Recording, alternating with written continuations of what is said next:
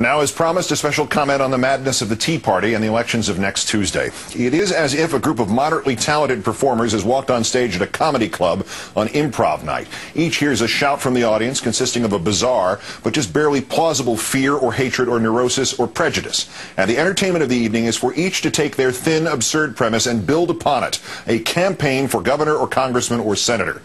The problem is, of course, when it turns out that there is no audience shouting out gags, just a cabal of corporations and the U.S. Chamber of Commerce and political insider bloodsuckers like Karl Rove and Dick Armey and the Chicken Little chorus of Rush Limbaugh and Glenn Beck. And the instructions are not to improvise a comedy sketch, but to elect a group of unqualified, unstable individuals who will do what they are told in exchange for money and power and march this nation as far backward as they can get. Backward to Jim Crow, or backward to the breadlines of the 30s, or backward to hanging union organizers, or backward to the trusts and the robber barons. Result? The Tea Party. Vote backward. Vote Tea Party. And if you are somehow indifferent to what is planned for next Tuesday, it is nothing short of an attempted use of democracy to end this democracy, to buy America wholesale and pave over the freedoms and the care we take of one another, which have combined to keep us the envy of the world. You do not think your freedom is at stake next Tuesday? The Tea Party and Republican candidate for senator from Nevada, Sharon Angle, just decried divorce and Social Security as some of this nation's, quote, wicked ways. Mrs. Angle also compared rape to, quoting, lemon in a lemon situation in Lemonade. She would deny an abortion even to a teenage girl who had been raped by her own father. The Tea Party and Republican candidate to be the only congressman in Delaware, Glenn Urquhart, said there is no problem that abortion can't make worse. I know good friends who are the product of rape. Mr. Urquhart also says he does not believe the phrase separation of church and state was said by Thomas Jefferson. He thinks it was Hitler. The next time your liberal friends ask you about the separation of church and state, ask them why they are Nazis. The Tea Party and Republican candidate in the Ohio 9th, Rich Ayotte, not only ran around in a Nazi uniform celebrating their military tactics, but implies he is a veteran, and as late as this March listed his occupation as soldier, even though the volunteer militia to which he belongs has never been called, will never be called to any active service in the 29 years in which he has belonged to it. Mr. Ayotte now claims Mr. Boehner is campaigning with him over the final days. It's more than just dress up. They mean business, literally. The Tea Party and Republican candidate for New Jersey's 3rd House seat, John Runyon, defended corporate tax loopholes. Loopholes are there for a reason. They are to avoid people from really having to pay too many taxes. The Tea Party and Republican candidate for the Senate in West Virginia, John Racy, explained, quote, I made my money the old-fashioned way. I inherited it. I think that's a great thing to do. I hope more people in this country have that opportunity as soon as we abolish inheritance tax in this country. The inheritance tax applies only to estates larger than $3.5 million. For the 99.8% of Americans not affected by the estate tax, there is the minimum wage, which Mr. Racy also wants abolished. Or there is Social Security. The Tea Party and Republican candidate in the Indiana 9th, Todd Young, says Social Security, as so many of you know, is a Ponzi scheme. The Tea Party and Republican candidate in the Wisconsin 8th, Reed Dribble, disagrees. Social Security is, in fact, a Ponzi scheme. The Tea Party and Republican candidate in the Arizona 8th, Jesse Kelly, wants to resurrect President Bush's scam to transform Social Security into private investment accounts so the government can force you to spend part of your paycheck on Wall Street commissions and so that market manipulators can wipe out your retirement money. The Republican candidate in the Wisconsin 1st, Congressman Paul Ryan, has a more sophisticated plan. Personal investment Social Security, guaranteed dollar for dollar by the government. A fiscal fountain of youth until you find out its cost. Ryan would pay for it by taxing the health insurance you get from your employer. If you are not employed, Mrs. Angle of Nevada says unemployment benefits can neither be increased nor extended because that has caused us to have a spoilage with our ability to go out and get a job. There are jobs that do exist. That's what we're saying, is that there are jobs. The Tea Party and Republican candidate for senator in Alaska, Joe Miller, says this is academic because unemployment insurance is unconstitutional. His own wife received unemployment insurance after losing a temp job he got for her. Mr. Miller also called Medicaid unconstitutional. It proved his entire family had received Medicaid funds. Mr. Miller also claims Social Security is unconstitutional, yet hypocritically he says it should still be paid out, and then the entire issue dumped into the laps of the states. The Republican and Tea Party candidate for senator in Colorado, Ken Buck, would not stop at butchering just Social Security. Would a Veterans Administration hospital that is run by the private sector be better run than by the public sector? In my view, yes. The Tea Party and Republican candidate in the Pennsylvania 4th, Keith Rothfuss, has promised to overturn anything the Supreme Court decides with which he disagrees. Congress's ultimate weapon is funding. If the Supreme Court rules you have to do something, we'll just take away the funding for it.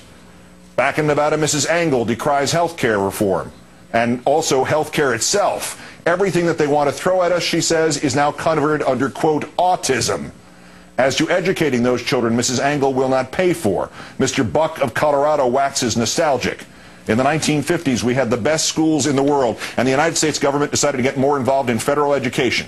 Well, since we've made education worse, we're going to get even more involved. In Ken Buck's America of 1957, fewer than 1 in 5 black children graduated high school. Fewer than half of white children did. To the Tea Party and Republican candidate in the California 11th, David Harmer, Mr. Buck is a wild-eyed liberal. Mr. Harmer once advocated eliminating public schools altogether and returning education into this country into where it was before 1876. People acting in a free market found a variety of ways to pay for a variety of schools, serving a variety of students, all without central command or control. And without girls, blacks, or even the slightest chance you could go to college. The Tea Party and Republican candidate in the Virginia 11th, Keith Fimian, is not so sure we need a federal bureaucracy for education. The Tea Party and Republican candidate in the Florida 2nd, Steve Sutherland, wants to defund the Department of Education because we can't afford it.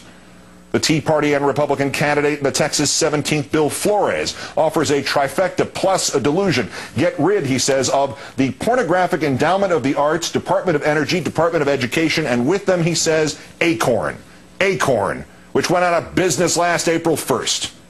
The Tea Party and Republican candidate in the Arizona 5th, David Schweikert, is passionately, he says, trying to eliminate the Department of Education because it's, quote, unconstitutional. And while one of the few threads uniting the ragamuffins who constitute the slate of Tea Party candidates is so-called strict interpretation of that Constitution, Mr. Miller of Alaska wants, in fact, to change the Constitution. He wants to repeal the 17th Amendment. The Tea Party and Republican candidate for Senate from Utah, Mike Lee, called that 17th Amendment a mistake. Last year, Mr. Buck of Colorado said the 17th Amendment took us down the wrong path.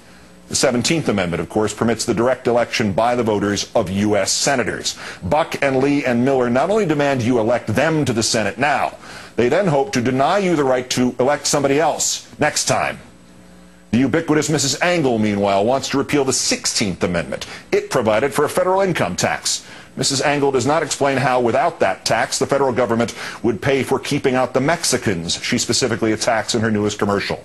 The Tea Party and Republican candidate for senator from Kentucky, Rand Paul, wishes to repeal the 14th Amendment because it interferes with a private business's right to ban black people from its premises, and also because it allows anyone born here in America to be American. He is worried about anchor babies. The Republican candidate for the 1st District of Texas, Louis Gohmert, fears not anchor babies but terror babies, unborn infants brought to this country in the womb, ready for American citizenship and pre-programmed to blow things up 15 or 20 years from now. Curiously, Mr. Gohmert has not been asked if he is in favor of aborting them. The Tea Party and Republican candidate for governor of Arizona, Jan Brewer, sees not terror fetuses, but headless bodies in endless deserts, murdered by immigrants who are nearly all drug mules. The Tea Party and Republican candidate for governor of Colorado, Dan Mays, believes a bike-sharing program is part of a plot to turn Denver into a metropolis run by the United Nations. The Tea Party and Republican candidate for Senate from Delaware, Christine O'Donnell, believes she was cleared to read secret classified documents about China because she's been working for non-profit organizations for the past 15 years. She also believes China is plotting to take over the United States, and the first evidence of this is that, quote, China is drilling for oil off the coast of Florida. This fear of the Chinese clearly does not extend, though, to the Tea Party and Republican candidate for Senate from Illinois, Mark Kirk. One day, he held a fundraiser with American businessmen in China. The next day, he voted against closing tax incentives for outsourcing American jobs to places like China. The Tea Party and Republican candidate for Senate from Wisconsin, Ron Johnson, is also in favor of relocating employees. He testified against toughening laws on pedophiles and employers who shield them. He argued this could damage a business like the Catholic Church. In Utah, the anti-bailout Senate candidate, Mr. Lee, insists on not raising the liability limits for the next BP from $75 million to $10 billion.